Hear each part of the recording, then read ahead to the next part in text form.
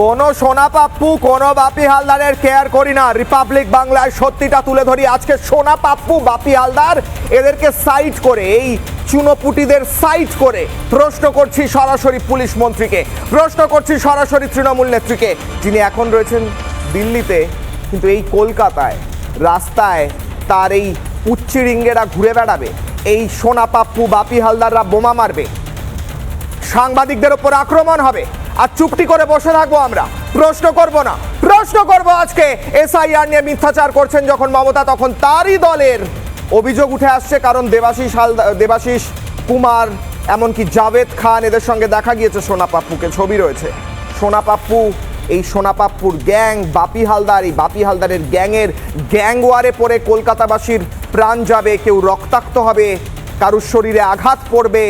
এটা চলতে থাকবে না, কলকাতাবাসী রাজ্যবাসী আওয়াজ তুলবে। তো করবো প্রথমেই দেখুন স্থানীয়রা কি বলছেন, তৃণমূলের সাথে কোন লিঙ্ক আছে এই সোনা পাপ্পুর, দেখুন। কি হলো মন্ত্রী নেতা ভোটের সব মন্ত্রী ভোট চলার কোনো আওয়াজ নেই। এমন অবস্থার এখানটা মানুষ তো ভয়েতে কাঁপছে না, রাতে ঘুম নেই, মানে ভয় ভয় করে কাজে কর্মে চাচ্ছে।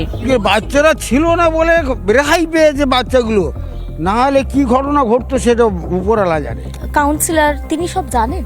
আর জানেন না কিছুই নয়, জানেন সবই। এত আওয়াজ, এত ধুমধাম, এত এই হয়েছে, আমাদের কাউন্সিলর কাছাকাছি থাকেন, তিনি কি আসতে পারতেন না? ঘটনা কি আগে ঘটেছে?